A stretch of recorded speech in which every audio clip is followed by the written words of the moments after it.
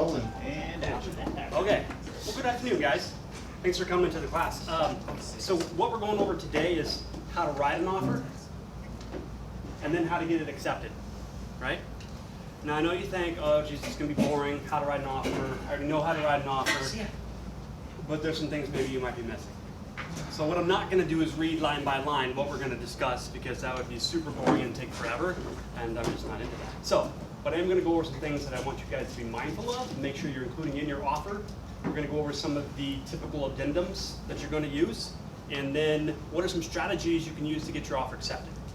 Is anyone having a hard time right now getting offers accepted? Are you guys writing any offers? They're just all getting accepted? You guys, cool, okay. You just pay 10,000 over whatever. Just pay over, Liz. That's a term that could work, yeah. Okay, so let's just get on it. First things first on the contract, guys. Do you see what my page 1 looks like? It's the cover page. It's not, that's not page 1. Are you with me? I know it says page 1 of 10, but there's a cover sheet. And what does it say in big, bold, black letters? Attention buyer. Attention buyer. So here's what's not happening.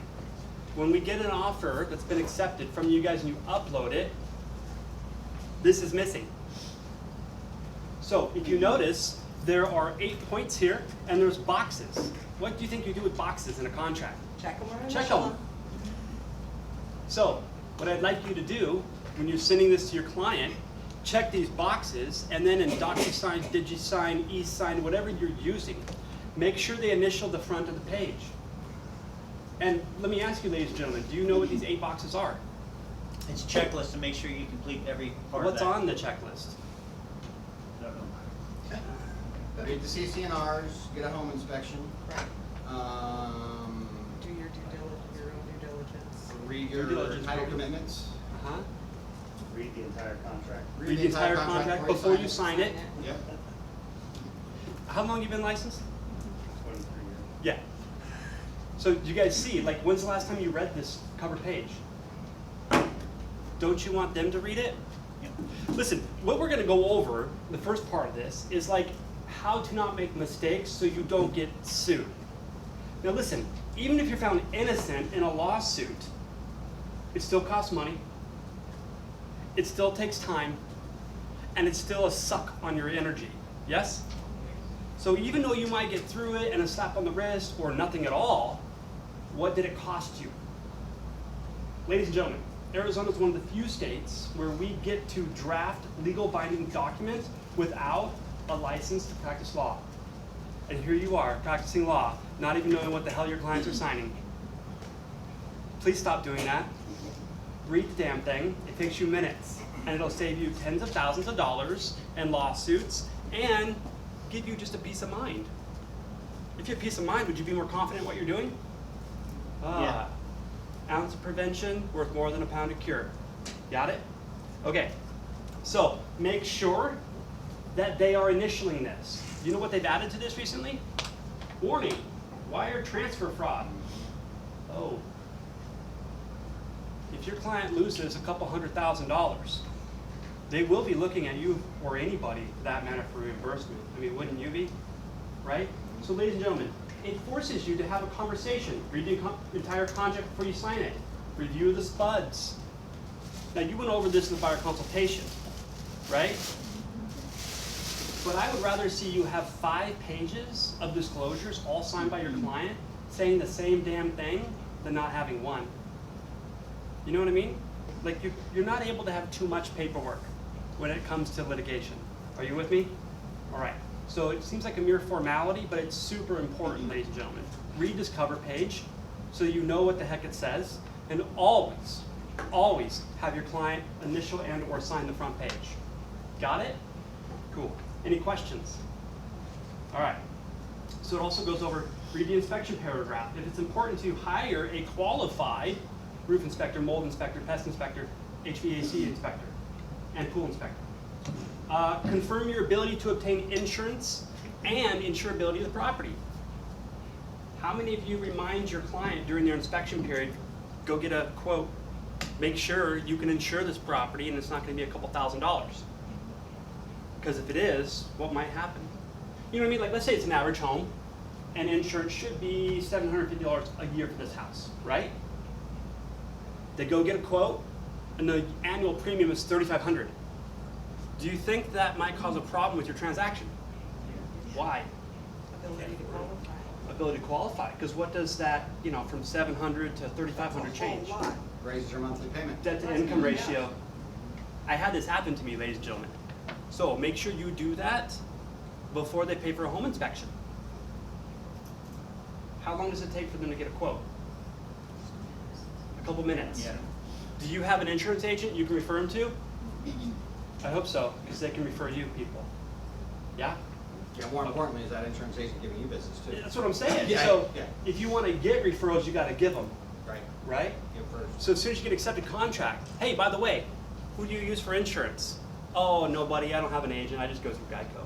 Oh, would you like a second opinion on your premiums? I'd really like to get you in touch with my guy. Just point of reference, you know what I mean? If you're gonna save money with Geico, go that way. But if this is better and you get an agent, why wouldn't you, right? Okay. This is a silly one. Apply for your home loan now if you have not done so already. We wouldn't be at this stage had they not. I had don't know that. why they even have that on there, Because the agents aren't offer trained says- properly to get a pre-qual before they go look at houses. Well, the offer says it has to have one, or it's not valid. You ever got an offer that didn't have a pre-qual? Yeah. Not lately. I reject them. Well, yeah, but it happens, right? Yeah. Read the title commitment within 5 days of receipt. Read the CC&Rs and conduct a thorough pre-closing walkthrough. Okay. All right. So let's go to the contract. Page 1. Buyer's name. Ladies and gentlemen, please make sure you have the full legal names of who's going to be in the contract. It should also be on their pre-qual, which you would have prior to writing an offer, right? This means yes. Okay. Seller.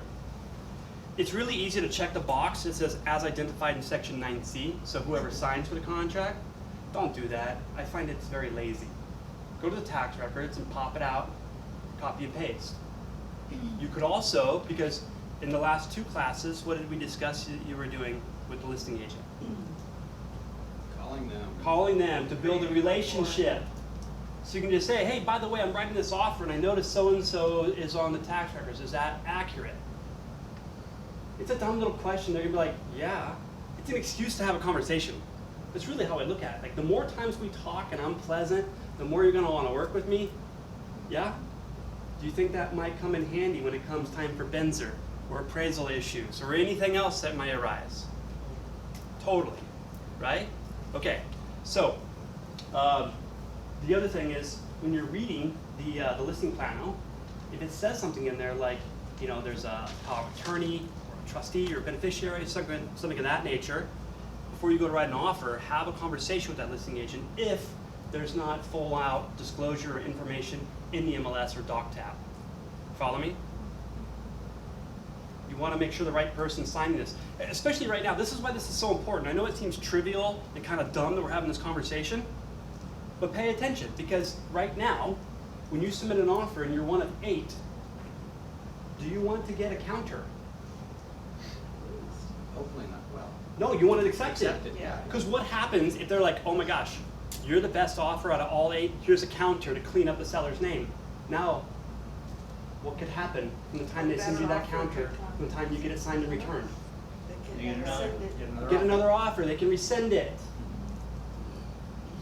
Get the, oh, we'll handle it in a counter offer out of your mind. Get it handled right up front. Trust me, you could lose a deal that way. And if you haven't yet, you will if you're doing enough deals. So done right the first time is always better. Got it? Okay. You guys, please stop me with any questions, because if you got the question, chances are somebody else does in here or that's watching this in later reference. Okay? We make an agreement on that? Yeah. You'll speak up and participate? Yes. Thank you. I've got one. Yeah. So do we have, I mean, I have somebody I go to, I send all my contracts to first before I do a submission, just to make sure it is clean. Do we have somebody that you have here in the office that go, hey, send them, just a different set of eyes, you know, just to make sure that No. they're clean? No? branch manager good. You could send it to your branch manager, I suppose, your team lead. Okay. You could ask Jan or, you know, Yeah, I have somebody I sent it to. I mean, I We don't have a changed- designated person for that, is my answer. Okay, gotcha. Yeah. Okay. Okay, premises address. Guys, make sure you're filling that out completely, but most importantly, the legal description. Where do you find that? Monsoon. Monsoon. Do you know there's subdivision and legal description? Make sure you're getting the right one. Got it? Also, the assessor's number. I know this seems so trivial, and it's like, oh, would you get on with the good stuff? But I'll tell you, this year alone, we've had at least 4 situations that were really bad because the actual property being identified was inaccurate. Some in favor of our client and some not. Make sure it's accurate. The information's right there in Monsoon. Like, it seems trivial and copy and paste, but just pay attention to what you're doing. It's really what it comes down to. Take the extra 5 seconds instead of rushing through to just ensure that it's complete. And when you're done writing the whole thing, take a second glance at it. You know what I mean? Just be responsible. How else to say that? Justin, I have a quick question. Yeah. So I had an offer come in over the weekend, and the agent put in there, under the legal description about title to verify that information. Yeah, I've that's seen just that before, is that like? some listing agents are lazy that way. Or if it's meets and bounds and it's super long, Gotcha. Yeah. No, she like copied and pasted, but then she also put that in there. okay. If it's super long like that and you have it, pop it into like additional terms or something. Like get it on there. Why wouldn't you? Okay, let's talk about some good stuff. Purchase price. That's easy, yeah? Earnest money. By the way, ladies and gentlemen, I mentioned this in the last class. I'm of the opinion, especially in a seller's market, your buyers should be offering up at least 1% earnest money, at least. I mean, unless they're VA, like they're getting all that money back, or I mean, excuse me, it's going towards what they've got to bring to closing anyways, right? Yeah. So what's the big deal? This $1,000 earnest money on a $400,000 purchase, if somebody gets their feathers ruffled, they'll cancel a contract and lose $1,000 just out of spite. And then later on regret it, because that was the house they wanted. You know what I mean? Like, it's important. The more earnest money, the better, and that'll get into winning the contract. So, And I usually explain it to my buyers, like, this is a way to make our offer look more attractive without costing you any more money. you're bringing that money to close It's anyways. credited back to you anyway. Okay. So, earnest money. You notice there's a line to the right of it? What do you think that's for? When it might be deposited, there's a term there. Or what it applies. What it applies to? To be applied to closing costs at close of escrow or. To be refunded to buyer, right? Like, you've got to specify. Ladies and gentlemen, the things I want you to remember is this contract is nothing more than a set of instructions to your escrow officer. You realize that? It's what it is. It's 2 parties coming to an agreement and saying, hey, escrow officer, here's our instructions to close this transaction. So there should be no blank spaces. Are you with me? Okay. So signify where that money's going. What's going on with it? Don't just leave it blank. You're just assuming people know, and they don't. This is your instructions. Got it? Okay. The next item, line 12, under earnest money. Down payment, if any applies. Right? Okay. So let's use easy numbers here. Let's say purchase price is $200,000, earnest money is $2,000, and down payment is 10%, 20 grand. Got it? Well, let's say you said earnest money is to go towards the down payment. So how much money would you put in the down payment section? $18,000 for a total of 20. Yes? And then what would be on the line underneath the down payment? Find the loan. Loan amount. So what would the loan amount be? 180. Right? Yep. Okay. So when you write 180,000, then what do you write? What type of loan? Yeah. What type of loan is it? By way of new conventional loan, FHA loan, VA loan, whatever it is. Signify that that 180,000 is a loan and what kind of loan it is. Got it? Again, guys, I know these are seemingly insignificant details, but it is important. It's important because this is a set of instructions. And if you really want to get your offer accepted, and there's multiple offers, the good quality listing agents will pay attention to this stuff. Just trust me. If all you do is listings, you get a lot of offers. You see a lot of things. It is a breath of fresh air when you get an offer that's well written, no empty boxes, like the agent really knew what they were doing. You're like, oh, finally, someone that's going to have, it's going to support making this transaction smooth. It matters. It's your reputation and it's clear instructions. Got it? Okay. Line 17, earnest money is in the form of, please check a box. We see a lot of contracts that no boxes are checked. Pick one. The options are personal check, wire transfer, or other. And then below that, upon acceptance of this offer, the earnest money, if any, will be deposited with escrow company, always. We don't have a broker trust account. We'll never take buyer's earnest money and put it in our account, ever. But a lot of times we see that box is not checked. Please check the box. Got it? Okay. Close of escrow date. Just a word to the wise. I would recommend you never select a date that's like on a Thursday or Friday, the last week of the month. You're putting a tremendous amount of pressure on who? On the escrow. The escrow officer? Who else? The lender. Yeah. Now I know you'd like it because then you got money for your rent or mortgage payment on the first, right? However, can you run into some massive problems if you were going to require an extension and the seller's not willing to? Yeah, you may have a big issue. So don't put yourself in that bind up front. Got me? I typically like to choose Wednesdays because if there is a bump for a day or two, we have a little time. But to the best of your ability, not at the end of the month, if possible. Seems like they're always in crunch time at the end of the month. When you call, it's like, hey, I got a ton I got to do right now, because it's at the end of the month for them. Title and escrow and lenders, Yeah. right? A lot of people lean towards the end of the month because of the prepaids too. They're thinking about what their buyer's gonna be paying in prepaids, so they're trying to get that close as close to the end of the month so that they only pay maybe 1 or 2 days instead of 15.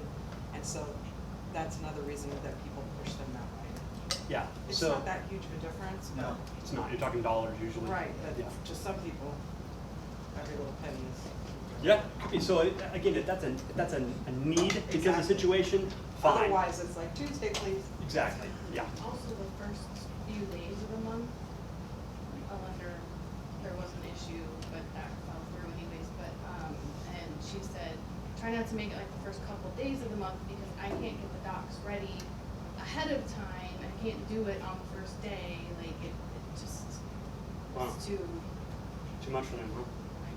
I guess. Okay. So, Now, I'll teach you a little trick though. If you're buying an investment property for cash flow and it has multiple units, close within the first week of the month. Why? You get all that. So you get paid as the owner of the property. Because what are they going to prorate? That the landlord already received. Rent. Oh, yeah. So you got a fourplex at $1,000 a month per unit, and you close on the 3rd. Guess what you get? All the rent from the 3rd to the end of the month. Yeah. Front loaded. Are you with me? Yep. Yes. Don't close at the end of the month. Okay. Useless tidbit sometimes. No, that was okay. Yeah, see? You learn a thing or two. Okay. Close of escrow day we talked about. So let's see. Really important, ladies and gentlemen, on page 1E, possession. Let me read this to you because you may be unaware. Seller shall deliver possession, occupancy, existing keys and or means to operate all locks, mailbox, security systems, alarms, and all common area facilities to buyer at close of escrow, or check the box and put in a date. What if you know in advance they're taking pre-possession? Put that in. Got it? It also states that broker recommends that all parties seek independent counsel from insurance, legal, tax, and accounting professionals regarding the risk of prepossession or post-possession of the premises. Got it? You guys realize You have a transaction, you represent the buyer. 4 days before close of escrow, buyer's got to take pre-possession. When buyer takes possession of the property, the AC breaks, who's responsible? The owner still, the seller, The buyer. the buyer is. At the earlier of possession or close of escrow, it's now the buyer's property. Okay. So, it's important to know. The seller's responsible if it's a post possession too, right? No, No? Right. They don't say to- because they don't own the property anymore. They're out of it. Okay, addenda incorporated. Here's a pet peeve of mine. There's boxes you can check, yes? Yeah. There's also a box for other, right? Let me ask you a question. What does an addendum do to the contract? Supersedes. So it adds, deletes, or clarifies something, yes? Yeah. Okay. Here's my pet peeve. A lot of agents, not just Libertas, but in general, check that box and then put read. Real estate agency disclosure and election. Is that an addendum to the contract? Consent to limited representation. Does that change the terms of the contract? No. Market conditions advisory. Is that a term of the contract? It's an advisory. So please, don't attach addenda to the contract that are not addenda. Got it? That's interesting, because I was taught that the market conditions should be in there, advisory should be in there. It should be something to have the client sign, Right, but I but was it does not specific- change the terms and conditions of the contract. It's an advisory that's attached. Right. I didn't know that, okay, that's It's good an to know. advisory. I was Otherwise, the buyer specifically advisory would be told on that. here. Right. Well, sometimes it is, Right. because they check the box. You know what I mean? Yep, Wire fraud. It's not a term of the contract, right. yet it should be attached. Got it? Okay. Because basically what you're saying is that addenda is attached and incorporated herein, meaning it's part of the contract. What if it's something that doesn't require the seller's signature? Then it's not changing the terms of the contract. A contract is an agreement between a buyer and a seller. Got it? Yep. Making sense? Yep. Yeah. Okay, cool. All right, any other questions on addenda? All right. Let's go to page number 2. First and foremost, ladies and gentlemen, a very important part here is fixtures and personal property. What is and is not included in the sale. Got it? So, there's also the boxes now for refrigerator, washer, dryer. You see it says description? Please put something in there. If you see as seen on X date you showed the property, that's really irrelevant. Because do you have any evidence of what was in the house on that date? You might or might not. What evidence might you have? Brand name. MLS pictures. Ah, But what if they didn't take a picture of the laundry room? Chances are you got one in the kitchen, but not always, guys, right? So in school they tell you put in like the brand, the model, the serial number. It's like you'd have to every time you show a I'm not house, you have to take a climbing picture of over a all of that washer. to every single listing, There's no way. right? So I don't think that that's reasonable or prudent. But you could say LG, stainless steel, blah blah blah. You know what I mean? Like Yeah. a brief description. What color is it and what model? I mean make. You know what I mean? That'll suffice. Got it? You gotta have something to reference back to. Okay. But real important, guys, there's 2 boxes. Other personal property not otherwise addressed. So again, when you're asking your client, like let's go over what we want to offer, you may want to ask them, is there anything else that you're assuming will come with the property that we might need to discuss? Got it?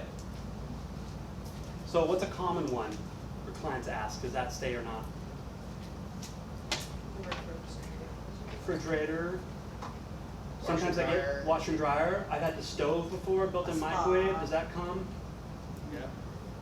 What about TVs that are mounted? What stays?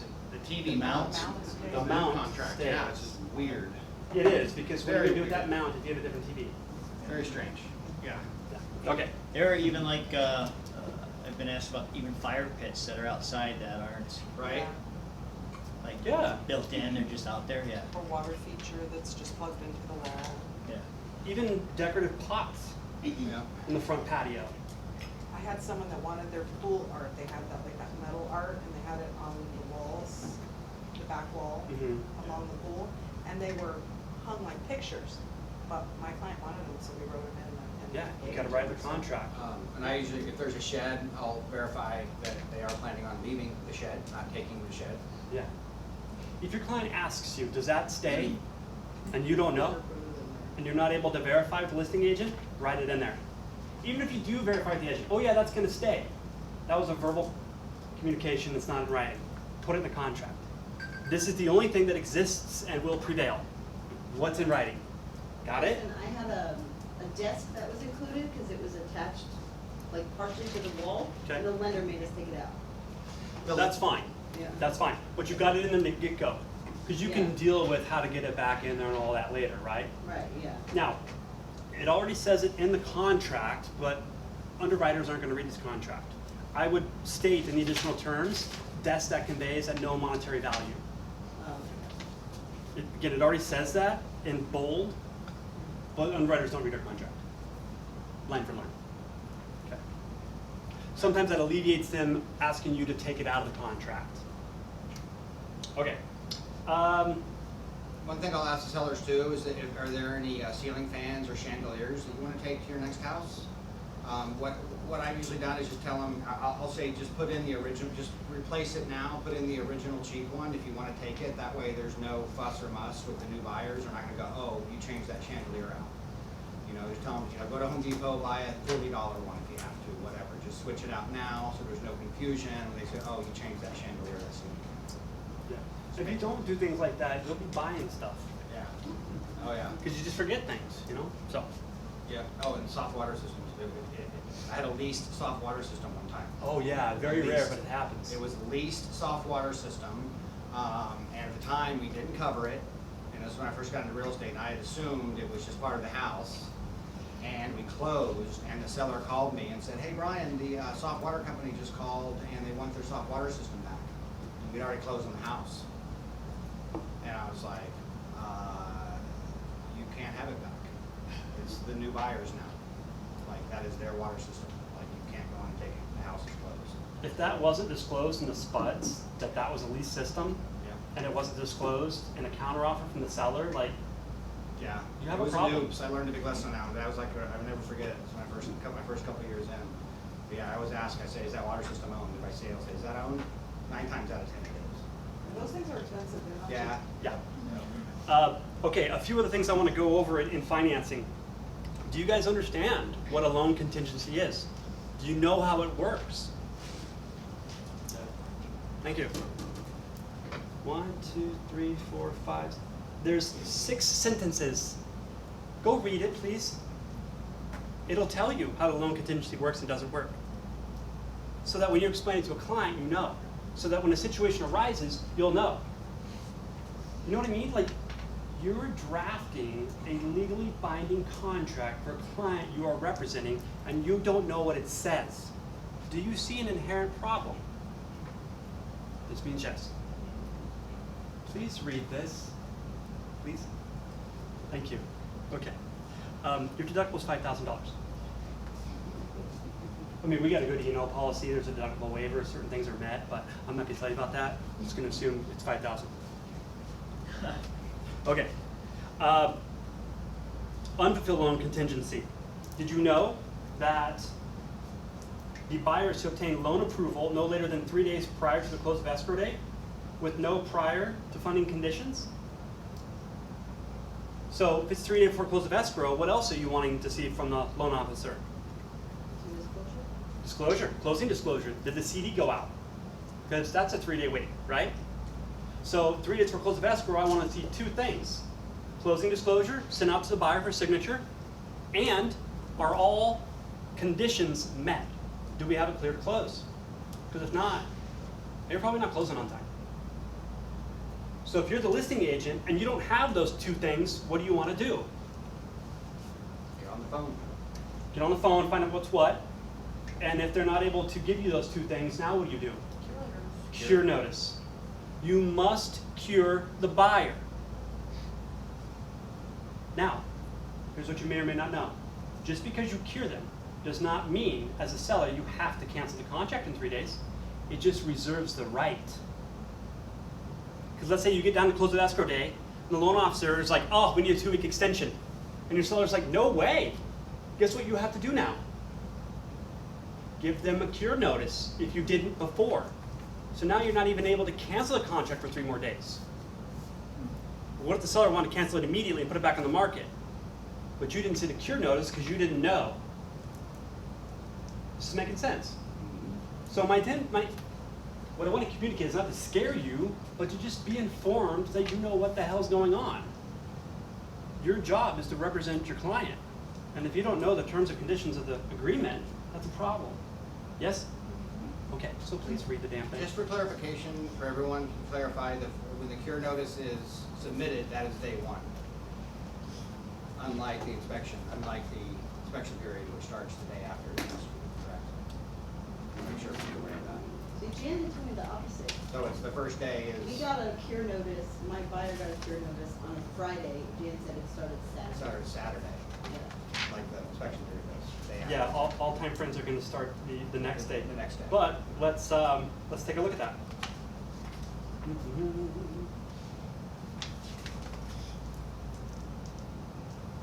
Cure period. The party shall have an opportunity to cure potential breaches of the contract if the party fails to comply with any provisions of the contract. Cure within 3 days after delivery of such notice. So if you were to submit a cure today, Monday, it would start Tuesday, day one. Tuesday, day one. Yeah. Okay. Page 3 of the contract. The only couple things I want to hit on here. The type of financing. Hard money. What kind of loan is that? Cash. Isn't it cash? Nope. It's hard money. So you put that in the thing, hard money loan? Yeah. So there's a box for other. Write it in. Private financing. There's a box for seller carry. Ladies and gentlemen, when you have a client that's buying a property with true hard money, not private financing, but true hard money, that is not cash. Are you with me? If you say it's cash, and then before close of escrow, the hard money lender is not lending the money for any reason, your buyer is in breach of contract because they said it was cash. Cash means the buyer has their own cash. In the bank. Cash is cash is cash. Got it? That's one of the biggest problems I see on contracts, especially when you're representing investors. Is they say cash, but it's hard money. It's not cash. It's hard money. If it was cash, wouldn't you still have to have proof of funds? I mean, that Yes, but that would be up to the listing agent to enforce you providing proof of funds. Gotcha. And so if you're like, oh no, it's cash, but it's really hard money, and the listing agent doesn't ask you for proof of funds and you didn't send it with the offer, shame on the listing agent. Yeah. Because if you get an offer that says cash, and you allow your seller to accept it without proof of funds, shame on you. You didn't verify that? You just took their word that they had that money? And the seller's making decisions to move and pack with no verification? Are you kidding me? Got it? And if it's a 1031 exchange, whoever the facilitator is can give you the documentation that shows that goes in for proof of. Totally. Yeah. Okay, seller concessions, section 2J. There's 2 spots in here. There's a spot for a percentage, and there's a spot for a set amount. Do not fill out both. It's one or the other. If you're asking for 2.5%, it's 2.5%. Don't calculate what that would be in dollar amount. It's percentage or set amount. Why do you not want to fill in both? Because that can change if the price changes. Yeah. What if the appraisal? Appraisal comes in, or renegotiations. So it's a dollar amount or a percentage, not both. Yeah? Okay. Appraisal costs. I see these boxes not checked constantly. Appraisal cost. Initial appraisal fee shall be paid by, Buyer. maybe. Could you negotiate something where the seller's gonna pay it up front? Not in this market. Maybe. Unlikely. But what about when the market shifts? Right? So I'm bringing this to light for a specific reason. When we're in a certain kind of market, it's easy to get stuck in that information rut. Like, this is how we do things. Yeah. And then when the market shifts, you've got to shift back to, oh, what does the contract say? How can I now structure my offers to be more favorable in a shifted market? You know what I mean? Like, don't lose sight of what's in here, just because this is how we're doing it right now for the current conditions of the market. Does that make sense? Yep. Okay. In addition, for who's going to pay the initial cost of the appraisal, it also says at the time payment is required by lender and is non-refundable. If seller is paying the initial appraisal fee, the fee will or will not be applied against the seller's concessions at close of escrow. What if you have a buyer that doesn't have any cash for the appraisal? Could you negotiate that in that the seller is to pay for it up front and it'll be reimbursed by buyer at closing or something of that nature? Well, there's boxes to check those things. So just pay attention. Yeah? Okay. Title company. Ladies and gentlemen, do not put in your title company name and the escrow officer and leave the rest blank. If you have to Google their information, do that. Please fill this in completely. If I'm the listing agent and you put on there First American Title, blah, blah, blah. Cool. How do I get a hold of them? What if I want to check for what the closing costs are going to be? Right? Fill in all the information, ladies and gentlemen, not just what you have readily available. Please. Okay? I know I'm probably preaching to the choir, but it had to be said. All right. Next page. Couple things I want to point out, in case you forgot. Seller's property disclosure statement shall be given to buyer within how many days of contract acceptance? I know, it changed, right? Which is it? Whatever the contract says. It's 3 days. Read the contract, ladies and gentlemen. 50 times. Insurance claims history. How many days before the seller is required to give it to the buyer of contract acceptance? 3. 5. It's right here. Okay. Lead-based paint disclosure. I see a lot of times that if the house was built in 2005, no boxes are checked. You still have to check a box. So you have one of two options. Lead-based paint information was provided prior to contract acceptance, or sellers shall provide lead-based paint within 5 days. So if the house was built after 1978, which box do you think you check? That it was already provided, called common knowledge, because they banned lead-based paint in 1978. Oh, so you have to check that box? Check a box. That way you have a complete offer. You know what I mean? Like, listen, this doesn't really apply to you guys, so maybe it's a bad analogy. But let's say you were going for a job, and there's a job application. Do you leave a bunch of blank spots in that? Oh, just fill out what applies to me. Or do you at least put NA or a dash or something to let that person know who's reviewing it, you saw that, and you answered it with something? Yes? This is a big deal. You could be sued for a lot of money for an infinite amount of things. Why are you leaving things blank? Signify some way, shape, or form you saw that blank spot and did something about it. Are you with me? Okay. That's really going to come important here in just a minute. All right. Next page. We've got warranties. Section 5C, right above due diligence. Here's what I'd like to read to you. Buyer warrants that buyer is not relying on any verbal representation concerning the premises except disclosed as follows. What if you have a buyer, and this is a FSBO, And before you were involved, the buyer found the FSBO, knocked on the seller's door, had a conversation, called you and said they want to write an offer. You're like, good, great, easy peasy. You call the seller, you do all the paperwork, here we go. Close of escrow date, the buyer's like, oh, wait a minute, the seller told me blah, blah, blah, blah, blah. And you're like, well, that's news to me. You had a verbal agreement with the seller, and we didn't put it in writing, and he didn't tell me? They're still gonna blame you. So I always ask the clients, are there any verbal representations or anything I should be aware of? Got it? I have a situation right now where Libertas agent has a listing. A buyer called on the sign, wanted to buy the property. Kind of a convoluted situation, a carry's involved, a lot of things involved. The buyer has had many direct conversations with the seller before I even got involved. Don't you think I want to know what those conversations were? And what did you guys discuss? And what are you relying on that was already agreed upon verbally? Because now we got to put that in writing.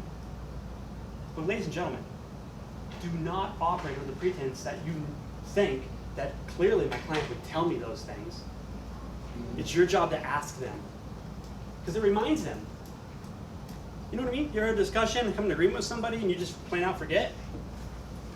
Yeah? Ask the question. It's your job. You're the one writing it and putting your name on it. Got it? Okay. Let's see. Inspection period, default 10 days, yes? Or you can change it, right? Okay. Let's see. Which is a potential way to, if you want, to make your offer look more attractive, do a Yep. shorter inspection period, not cost your client more money. Yep, we're going to get into a lot of the terms on what you can do and alter and change to make your offer more attractive. First, I just want to go through and make sure you're checking all the boxes. Okay, this is the boring part. Okay, obviously you don't want to forget any initials for the sewer connection, swimming pool, and then buyer acknowledges that neither licensee or broker are licensed in taxes and all those other kind of extenuating circumstances, and it's the buyer's responsibility to verify all material matters to the buyer, right? If you miss one of those initials, we'll punch you in the face. Okay. The Libertas way. The Libertas way. All right. Next part. School hard knocks. That's right. That I want you to be aware of is inspection period and Benzer. So when buyer submits Benzer to seller, how long does the seller have to respond? 5 days. 5 days. What if it's day 6? What happens? The accepted Got it. term. The alarm is set for On 6 the p.m. seller's end, It will go off. silence is deemed denial or Disapproval. Disapproval. So if you represent the buyer, 5 days have passed. It's now day 6. The seller's non-response, if you read, is deemed disapproval of the buyer's request. You don't have to say, well, we don't know if we're moving forward because you haven't responded yet. No response is a response. Got it? Okay, so how long does the buyer have to respond to the seller? 5 days.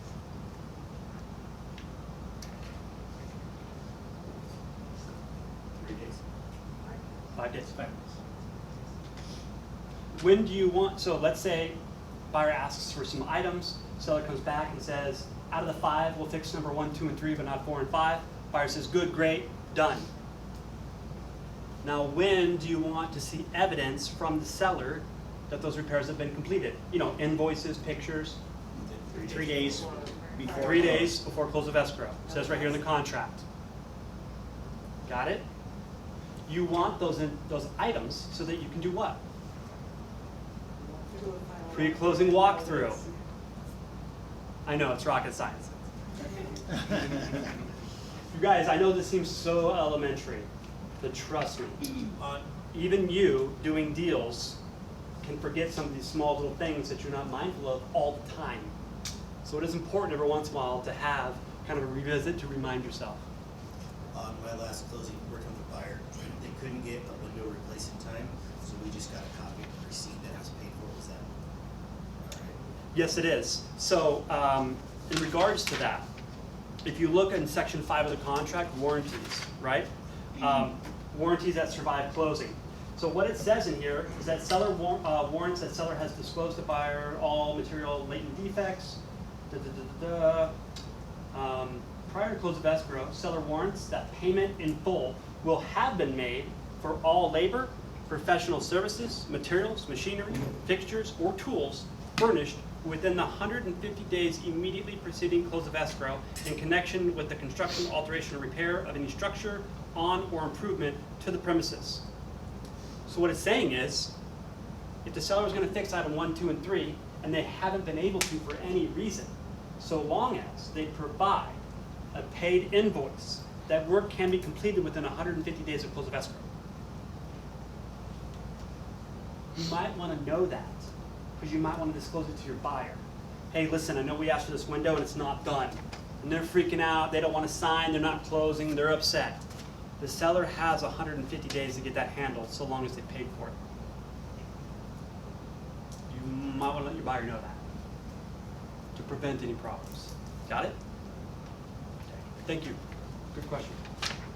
All right. Moving on. Home warranty plan. By the way, for your deductible on your E&O insurance to be waived, one of the conditions is we had to at least advise the client to get a home warranty. Whether they did or did not is irrelevant, but we would have to provide proof that we advised them to get one. If you advise your client to get a home warranty and they chose not to, and there's an E&O claim afterwards, you have evidence of that, your E&O deductible may be waived. That saves you 5 Gs. Did you want to know what the other conditions are? That they got a home inspection, or if they didn't, you have something in writing saying that you advised them to do so. That they got a SPUDS, or you provided a blank one showing this is for informational purposes only, here's what you're not getting from the seller, sign here. So it's SPUDS, home warranty, inspection. There's 2 others. Not dual agency, 1 licensee.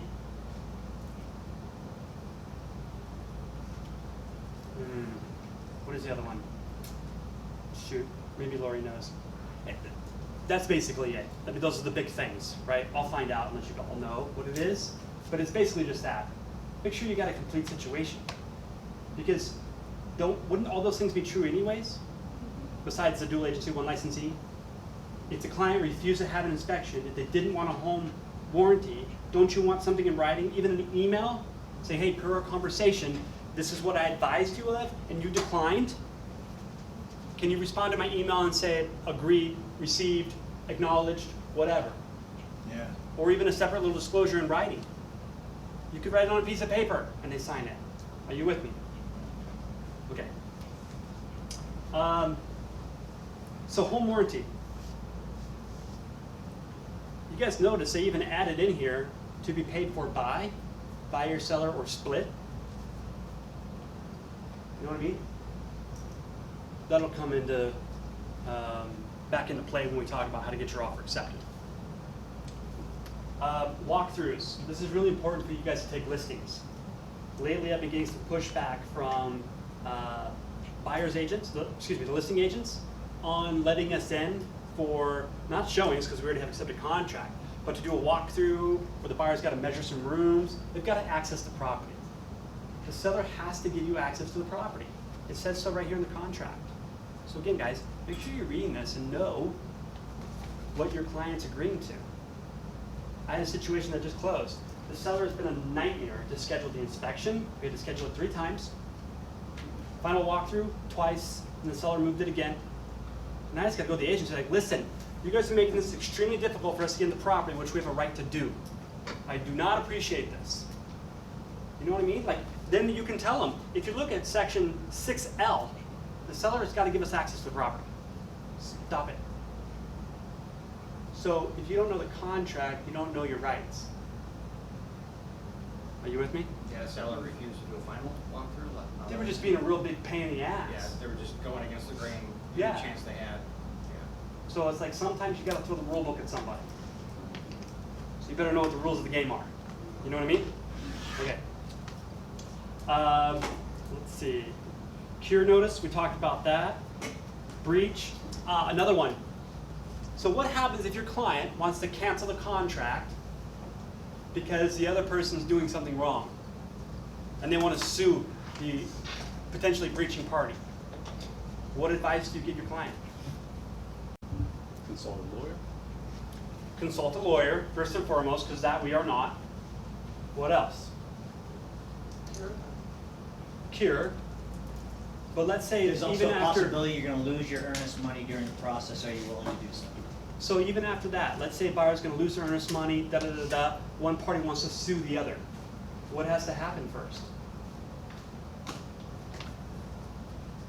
Proof of wrongdoing? Oh, you have to, so you're gonna go through, what do you call that? Mediation. Mediation, sorry, couldn't think of the word. And if mediation doesn't work, what do you go to? Oh, just, Litigation. Arbitration. Yeah, arbitration. Who pays for that? Both parties. Do you know how much mediation is? For both parties? Each? $750. So if we're not able to get it mediated out, it'll go to arbitration. Then, if something goes on with that and you appeal or whatever, then you can go to litigation. So it's not that easy. So, whoever you're representing, do you really want to pay $750 to go fight this? Through mediation? And if we don't come to terms, you'll go to arbitration, it'll be binding? Is that what you want to do? No? Okay then. So, that's in section 7 of the contract, under remedies.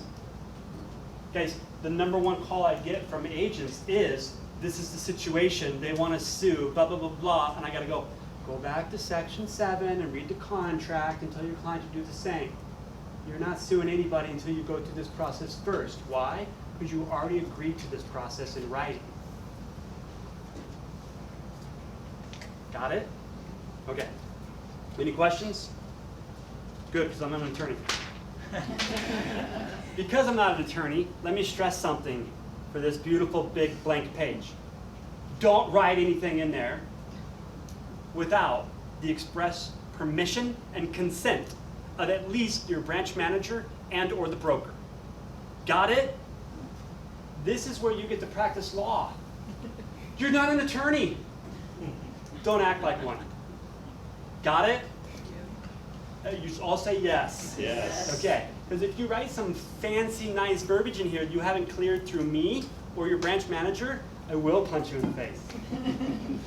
Yeah, no, ladies and gentlemen, this is where people get in trouble. Writing additional terms is a very specific thing. They're if-then statements. If this happens, then that.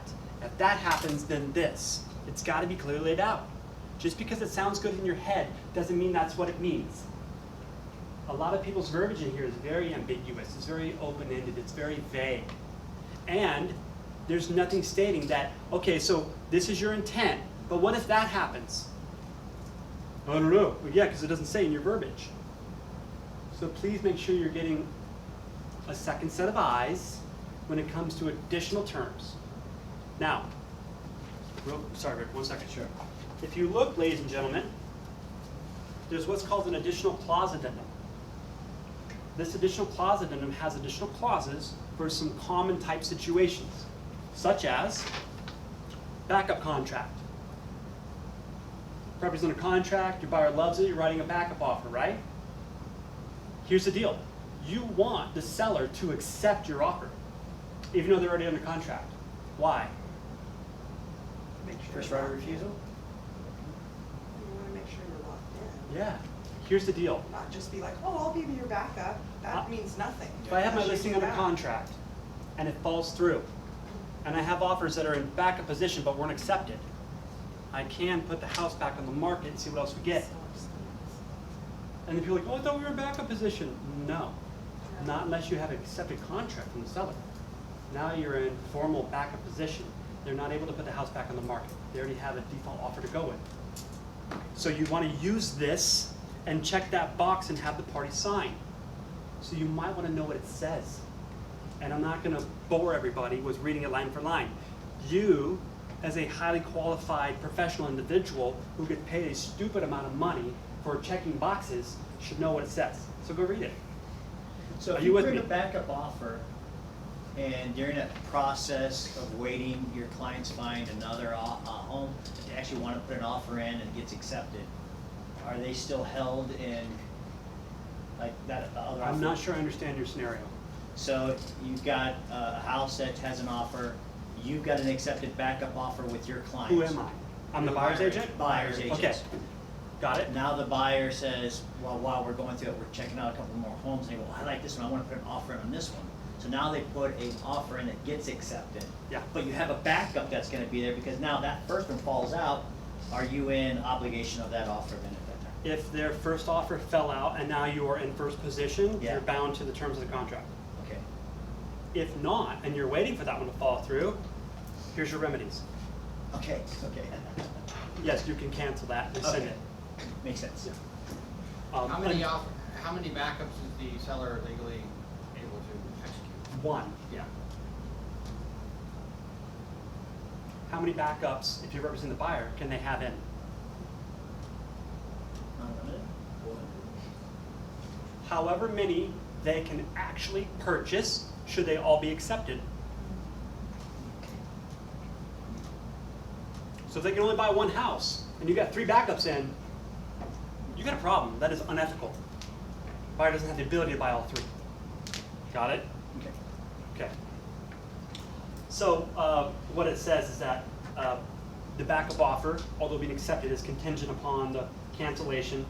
The seller can modify, amend, extend the contract.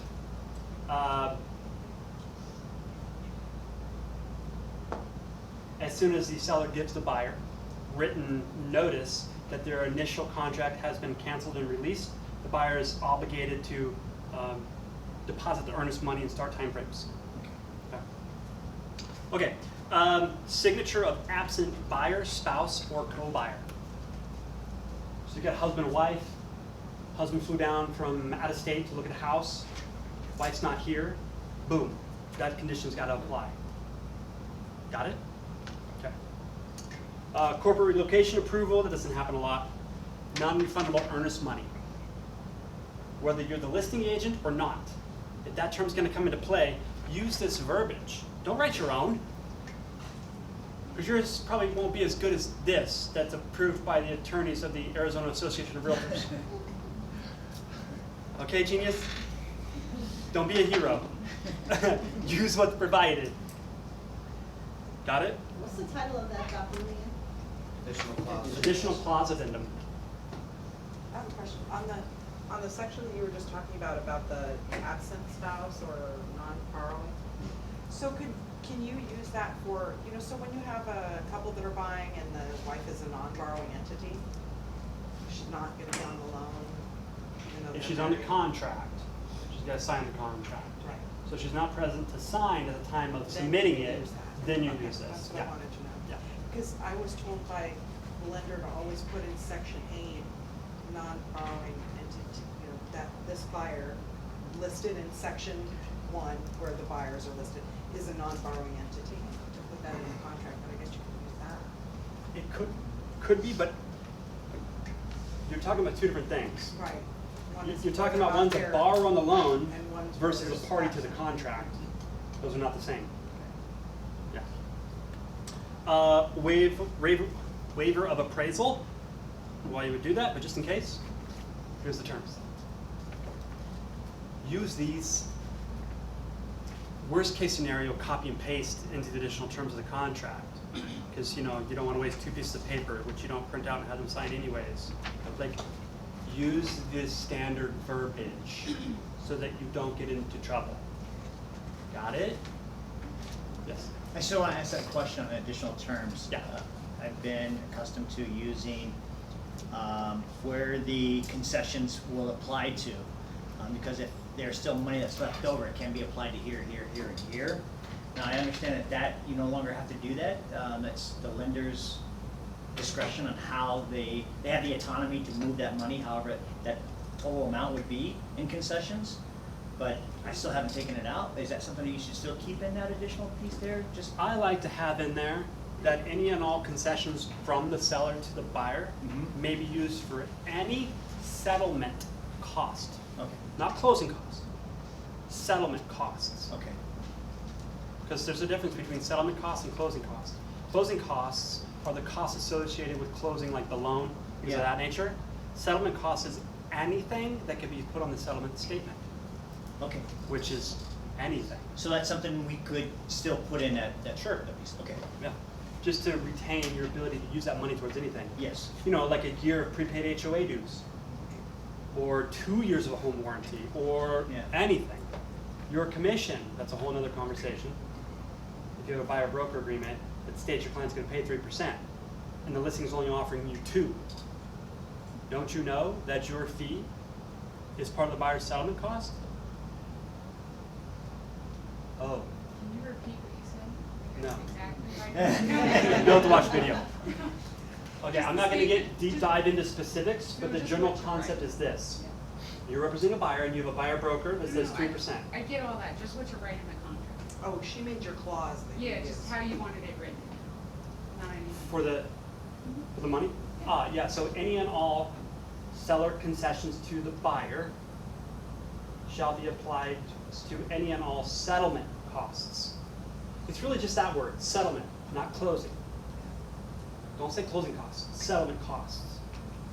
So maybe that's why I have too much on there. Jan emailed me back and said I didn't need to put that in there anymore because it's already in the contract now, that it can go to any and all costs. And Yeah, so she so- told me But not it to says put any that and in all there. marketing contract paid by buyer, it's not as specific as yours is. Yeah. Yeah. So I would still put that in there. Okay. What you don't want to do is, before they change the contract, you had to put that it could go towards prepaid, Yeah. impounds, Yeah. da-da-da-da. You don't have to do that anymore. Maybe that's why, because I had, it Yeah, was that was what I great. was using before and it was Yeah. like. Any other questions on that? The additional terms, a quick question, like say, me buying, for instance, if he's gonna buy a house and I'm not gonna be on it, and I'm representing him as a buyer, would you put that you were related to You the, must, in that additional terms? in the contract, buyer's agent, your name, is related to the buyer. Okay. But it would be in that specific. You must disclose Just wanted to double check. at any time when you have a relationship to the client you're representing, or the fact that you have a financial interest. If you do, it's always got to be disclosed. Because could that materially affect the other party's decision to accept your offer? So non-disclosure is false representation. It's fraud. Potentially, right? Yeah. So what's the one thing errors and omissions insurance does not cover? Fraud. Fraud means you had the intent to misrepresent a fact. No insurance is going to cover that. Right? Okay. If you just forgot something, and you can prove that there's a clerical error, you forgot to check the box, something of that nature, errors and omissions insurance. Not fraud and misrepresentation insurance. Okay? Like, It's F&M, not. oh, you're recording this. I'm going to watch my language a little bit. Yeah. Okay. So let's say you have a buyer that's paying cash, but they still want an appraisal. And contingent upon the appraisal, what do you do? Because if they're paying cash, don't you know, Section 2 of the contract for appraisal does not apply. So if your buyer says, hey, I'll buy the property for what they're asking, but I still want an appraisal, and I'm not willing to pay more than appraised value. If you don't have an appraisal contingency, you've got to put it in there through that term. It says, all cash sale appraisal contingency. Oh, you don't have to write it. You just check a box and initial. Got it? Okay. Survey, tax deferred exchange, water. We don't use those hardly ever, but they're there. So if you have an additional clause, check this form to see if it's already typed out for you. Use this. Do not create your own verbiage. Got it? Okay. Back to the contract. Page 9. Really just boilerplate type stuff. The only thing I really want to point out is term of acceptance. There's always exceptions to the norm, but give people a good 24 hours. You know what I mean? What time is it now? Well, 1 o'clock-ish? If you are like, hey seller, you got till 5 p.m., you're really putting the listing agent in a tight bind. Now, unless you had a conversation with the listing agent, like, hey, we're getting offers by tonight.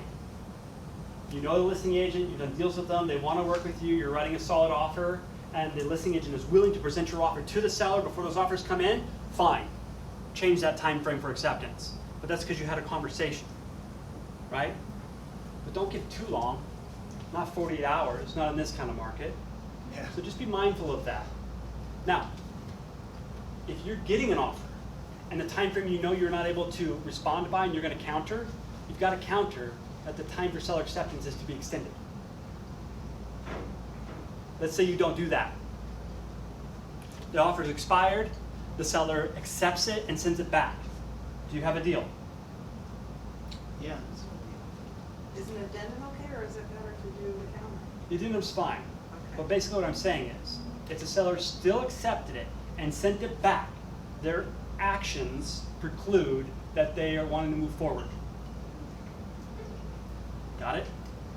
But if you're going to counter, clean that up and extend the time frame. Sometimes listing agent doesn't even pay for security. Totally.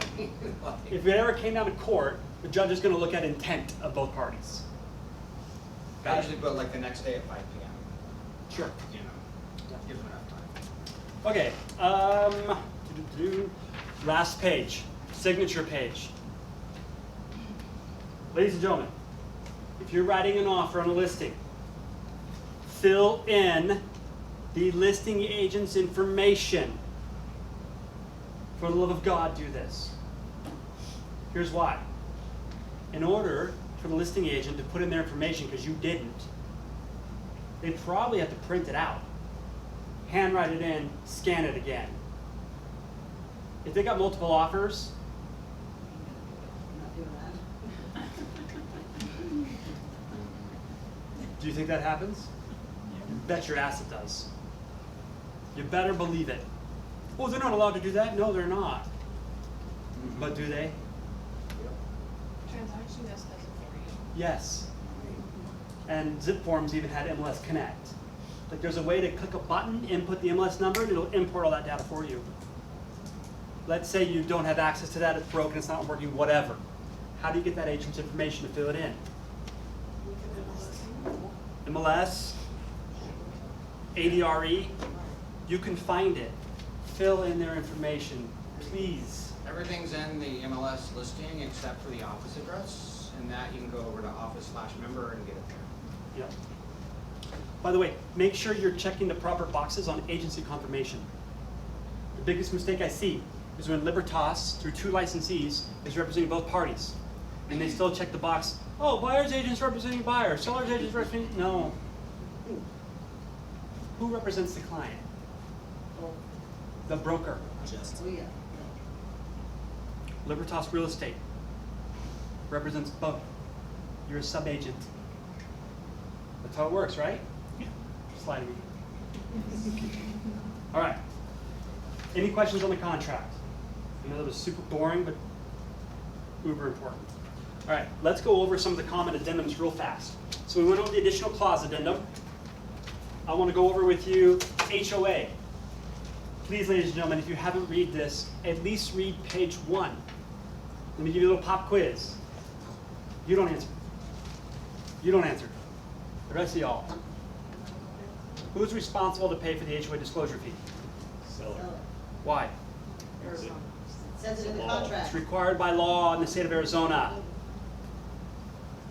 So, you want to use that information during your listing appointment. Because you know, you're going to show them, the seller, how much they're going to net, right? You can do a net sheet, an approximate one, right? Sure. That's in another class, listing presentation, make sure you're doing that, okay? Let them know, hey listen, your HOA may or may not have a disclosure fee. In the state of Arizona, you as a seller are required to pay for that, it's not negotiable. Now, are there other ways to negotiate that? Yes, but in large, seller must pay for it, okay? Another one I see a mistake on, guys, is page 3, where it signifies who's paying for those fees or other fees. The biggest time I see this as a problem is when you're writing an offer on a property that has an HOA, but the listing agent didn't upload the HOA addendum filled out by the seller. Please pay attention to this. If you do not have an HOA addendum provided by the seller and the property has an HOA, you better fill one out and send it with your offer. I've seen, not so much in Libertas, but definitely in other brokerages, the buyer's agent will just send over the offer and go, oh, we'll take care of the HOA addendum later. No, you won't. Because now you have an accepted contract, but two parties don't want to pay the fees. Now what? So as long as you fill out the last page, which is the buyer's responsibility, you'll be covering yourself. So if you don't know if there's a capital fee, if you don't know if there's other fees, if you don't know if there's a transfer fee, you can still fill out page 3 and say who's going to pay the fees you don't know. And if you do that, and you select seller, let's just say, that's only for transfer fee and capital improvement fee. Other fees, who's paying those? You don't know if there are any. So you better signify who's going to pay for them, just in case there is. Because if it comes back and it's a fighting match, who's going to pay for that? I am. You are. Got it? Okay. That's pretty much all I want to go over in HOA. If you don't send this or specify who's going to pay for the category of fees, even if you don't know them, you might be the one paying for them. Or your client, reluctantly, who would be really happy and thrilled to send you more referrals, right? Okay. Buyer contingency addendum. Ladies and gentlemen, what are the two types of contingencies? Selling of Accepted property. contract or closing escrow. Yes. So, buyer has to sell their house that's not under contract, or the buyer has to sell their house and they're waiting on close of escrow. That's it. Here's why this is important. Is anybody in here having a hard time finding a property for your buyer? Anybody? Yes. Okay, what status are you looking at in the MLS to find properties? Active. Well, that's great. What other status could you look under? Coming soon. Contingent Yeah, anything on the contingent. sale. CCBS? Contract contingent buyer sale? Yeah. Don't you know there's two kinds? Why do you want to know that? What's the difference? Come on. Difference is because if it's not under contract, it's not a guarantee. Here's the deal, guys. If you're not able to find a house that matches your buyer's needs, go back into MLS and look under CCBS. If there is one under that status, call the agent and ask them one question. Is the buyer's house already under contract? If the answer is no, you should be going, Yes. why? It's your chance to swoop in. Because they can make an offer to the one that's under the contingency and say, hey, we've got this offer, so you need to either do one or the other. Yes. Is the seller- So if the listing's under contract with a buyer that has to sell their property and they don't have an offer yet, your buyer likes the property and you write an offer. And the seller likes your offer. They can accept your offer as a backup and now give their buyer 5 days to remove the contingency, Yeah. or the seller may elect to cancel that contract and take your offer. Did you know that? Yep. Now you do. That's good. That's real good. You also want to know that if you're representing a seller, don't you? Yep. Okay. I don't know why you would accept, in this market, I don't know why you would accept an offer contingent upon the buyer's sell where they don't have their house under contract. But when the market shifts, does that happen a lot? Yeah. Just have to get an offer. Okay? So, a little tidbit there for you. All right, we're not going to get into too much of that, but any questions on those two scenarios? No? Okay. Coronavirus, COVID-19 addendum. Do you know what this says? Wear a mask. Wear a mask. Sorry. Wash your hands. So one section talks about delaying. Yeah. Yeah, there's several sections of this, ladies and gentlemen. Please go read it. They're different. Please. Come on, lie to me. Tell me you will. Wow, not even that. Okay. Like, no, we're honest people. We're not going to read. All right. So here's the deal. There's the date of close of escrow is hereby postponed and extended to. There's basically that they've been subject to a voluntary or mandatory quarantine and therefore not able to close. Basically the same thing. Or buyer and seller agree to mutually cancel the contract. So if you're canceling a contract due to COVID, you could use this as a cancellation. And then additional terms. So if COVID is affecting your transaction, please refer to this addendum. So know what it says beforehand. I had this conversation with Amanda because I got an offer with that and I'd never seen it before. And Amanda said if they just check the box on the top where they just signed, like acknowledging, but they didn't check any of those 3 boxes that you just mentioned. Yes, there is a top section, so please go read it. But are you requiring? No. Okay, because she said not every broker is. Yeah, but you may want to as a practice, because what does it say? Oh, you don't know. The current worldwide coronavirus COVID-19 pandemic has impacted real estate transactions in many unique ways, including but not limited to travel restrictions, self-imposed and governmentally required quarantines and closures of both governmental and private offices required to fund, close, and record real estate transactions. Because of the unprecedented nature of this pandemic, buyer and seller are hereby advised to seek appropriate counsel from insurance, legal, tax, and accounting professionals to better understand their rights and obligations. It's more of a disclosure, advisory. That's why we don't require it. But you might want to know what it says. Okay, lead-based paint addendum.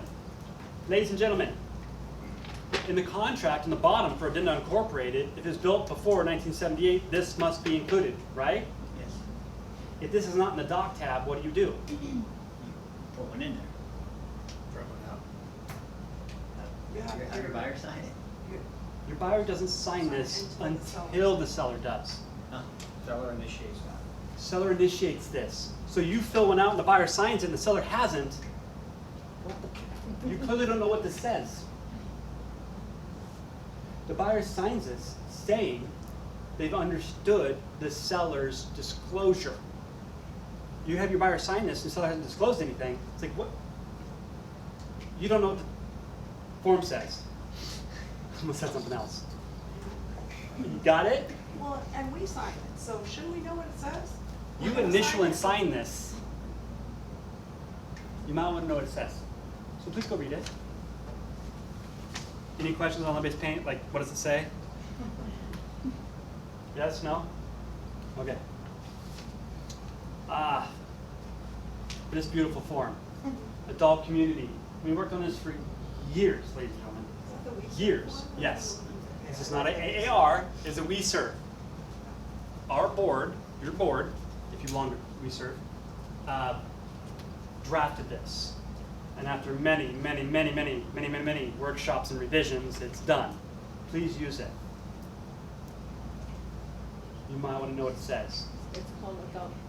Adult community advisory and addendum. So would you check the box that this is incorporated in the contract? Okay. All right. Any questions so far? Okay. You guys do me a favor, because it's been like an hour and a half. Stand up for a second. Just shake your ass, do whatever you gotta do, get some blood flowing for a second. Okay, now let's quickly talk about how to get your offer accepted. Got it? You can sit down whenever you want. I just want you to move the blood a little bit. All right. So there is this form. Just as a little quickie. You all already know that price is not the only term that matters. Yes? In fact, for some people, price is not the most important term. So there's many other places in the contract that might be vitally important to one party, right? This is just a quick little list of what they may be. Also, in your showing with a purpose, I gave you a little handout about questions to ask. So you've shown all 5 properties, you've eliminated 4, they've chosen 1 because that's all that's left, right? And then you ask them these questions so that you can go write an offer. Or you send that information to your TC so they can write the offer, right? So this is kind of another version of that. So in addition to the price, How much earnest money? I mean, think about it. The seller's got 3 offers, and they're all given 1,000 earnest, and here you are with $5 grand. Does that put your offer, assuming everything else is equal, does that put your offer above the other ones? Yeah. What about a $10,000 earnest money? If it's appropriate, right? I just used that. The buyer was putting down 65 grand. Why not have $10,000? They had other offers. Are you serious? And committed to buying this one, or are you interested? Well, I'm committed. All right, you're putting down 65 grand. You might as well put up 10 earnest. You plan on breaching the contract? No, I really want this house. Then what's the problem?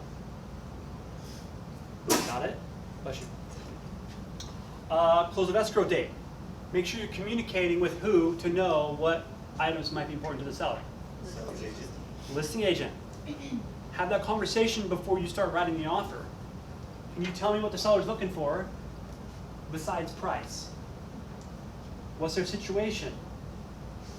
If I was able to wave my magic wand and give the seller exactly what they want, what would that look like? Ladies and gentlemen, ask the question. Don't assume the listing agent would tell you if there is something important. Ask them. Got it? Okay. So if they say, hey, the seller's really looking for a 45-day close. They need a little extra time because of X, Y, and Z. Cool. They got other offers with 30-day or less than 30-day because they're thinking, those buyer's agents, that would be appealing to the seller, and that's the opposite of what the seller wants. But you called, you asked, you got more earnest and a longer close of escrow. Who's on top? You are. Okay. Type of financing. That could be a deal breaker. If you've got 5 offers for FHA, one's conventional. You know which one I want to go with? The conventional. Yeah. Because the lending guidelines, appraisals, all that kind of stuff. Yeah? Okay. Closing costs. The biggest thing I want to stress to you guys is this. I think that the biggest mistake agents make is they assume their client already knows what we know. And that's where you screw them and you. Because they don't. Don't assume your buyer knows anything. It's your job to educate, right? Here's what I'm talking about. The house is listed at $300,000. Your buyer must have 2% closing costs from the seller, right? So it's listed at $300,000, buyer needs 2%, which is $6 grand, yes? Yeah. Here's what you have to let your buyer know. Mr. and Mrs. Buyer, you are not offering $300,000. You're not. You're offering $294,000. The seller is not looking at your offer price. They're looking at your net offer price. Are you with me? Net offer is really important. We're going to come back to this in a little bit. Make sure you're educating your clients that anything and everything you're asking for, I don't care if it's closing costs, home warranty, HOA, refrigerator, washer, dryer, anything you're asking from the seller. You've got to put yourself in the seller's shoes. You're basically saying, hey, we're giving you this minus all these items. You just want to know what that is. Because now you're comparing that with the other offers. Are you with me? You've got to lend this perspective to your client. Because then they can go, oh, well, what if we were to add this on top of the 300? Now you're thinking. And by the way, how would you add this on top? Well, you got to consider what that percentage really is going to be. Because that 2% is going to be different when you're adding another $6 grand to Yeah. it. Because if we make this 306 and we need 2%, isn't it 2% more than $6 grand? Yeah. Because it's a bigger number now, isn't it? Yeah. So here's the math, ladies and gentlemen. When you want to add closing costs on top of your offer, are you ready? Write this down. I would tattoo this on your forearm because it's important. You take how much they need. Let's say it's a percentage. In this case, it's 2, yes? Here's the math. Let's see, the camera's there. You take your percentage needed, in this case it's 2, minus 100. That equals 98. Yes? Yeah. Okay. Take your offer price of 300 divided by 0.98. And that's probably going to give you 306,100, something like that. It's going to be higher than just adding this on top. Got it? Now, you're going to see that it's only a couple $100 difference, but it still matters for so many reasons. And if they got multiple offers and the seller is looking only for the highest net, don't you want to be accurate so that you're the highest net? Even if by $100, if that's what gets your offer accepted, you're in. This matters, especially if you're representing a seller. So please pay attention. It's funny. I think 99.9999999% of agents suck at math. It's the hardest part of the test. It's the one people complain about the most. And this is so widely misunderstood. The amount of concessions you need as a percentage subtracted by 100 gives you point whatever it is. Your offer price divided by that. Got it? Okay. But again, ladies and gentlemen, it's just educating your client that whatever they're asking for, the seller doesn't give a damn about this. They care about the net. Wouldn't you, Mr. and Mrs. Buyer? No, you're not offering 3. You're offering $294. Minus $600 for your home warranty. Minus $400 for the HOA transfer fee. So now we're $7,000 short. Got it? Wait, and you also have to think about, if I'm thinking right, that it's going to appraise, because people are pricing at the top of the market, and the appraiser may not like that, because So, I had that happen. when I have a listing and I get multiple offers and the buyer goes way above Yeah. and they need concessions, I say to my seller, no. Because they only went above list price, which we're at the top anyways. Yeah. The comps will support. They only went above because they need those costs. And don't you know, when the appraiser sees that and they're like, I'm not able to justify this, they're going to appraise it for what it's worth, and now we're going to be stuck with a problem with the buyer spending his closing costs. And we didn't get that price the buyer offered. So yeah, it matters. Pay attention. Okay, inspection period. That's a big one, ladies and gentlemen, especially right now. Do you know how many sellers get down to the 11th hour, the buyer has a problem, the seller doesn't want to play ball to get the deal to close? Why? Because they can get it back on the market, potentially for more money or better terms. Right? So if you're going to cancel because of an inspection, like the seller doesn't want you to have that property off the market for 10 days. So you can use an inspection period as a term to sweeten the deal. I haven't written an offer in the last 60 days for a 10-day inspection period. No more than 5. That's just me because of this market right now. I'm not saying you should do that too. What I am saying is this. It's attractive to the seller that if I have multiple offers, yours is saying you're only going to take our house off the market for up to 5 days. I like that. I like that as a seller, right? I've personally done for my own investments 48 hours. So what do I need? I need to get in there, inspection, get out, right? So do I need 10 days? No. Does the seller want me to take less than 10 days? Yeah. So communicate that in the contract. Shorten that inspection period if you can. I would call your inspector, make sure. Yeah, make sure that you can pull it off. Because it's not just a home inspection.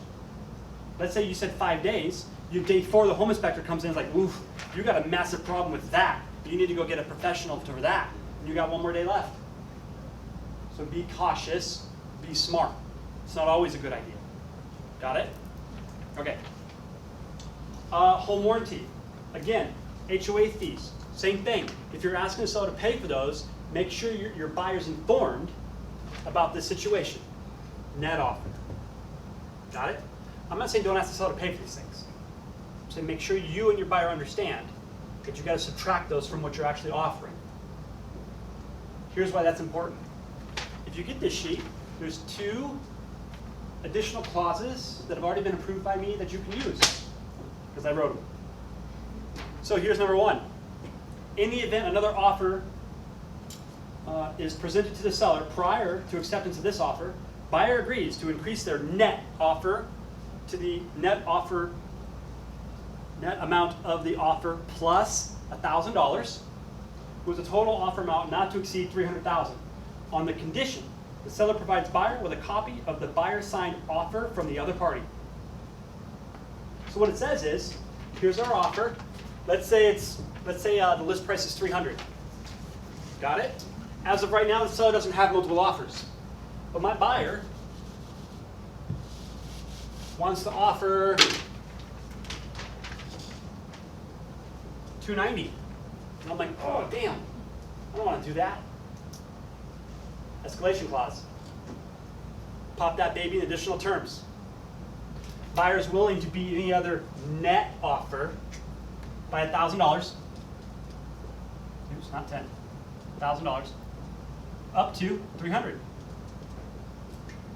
You must say how much you want to beat the other offer by, and what is your cap. Otherwise, that could go on forever, right? Which isn't true.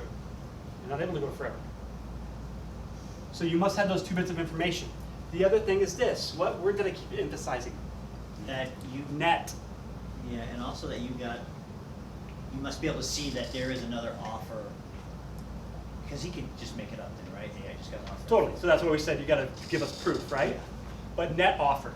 Because here's the deal. If you put this condition in here, right, that you're willing to go up to 300, and they get another offer, and you don't say net, that's 300. But the buyer's asking for 3% closing costs, which is how much? It's gonna be 9,000. That buyer's really offering 291. But if your term doesn't say net, guess how much your client's paying for the house? 300, because they said max at 300. You're matching their offer, but your buyer just paid $9,000 more than necessary because you didn't say net. That's why we want a copy of the offer the seller was presented with, so we could see all that information. Make sense?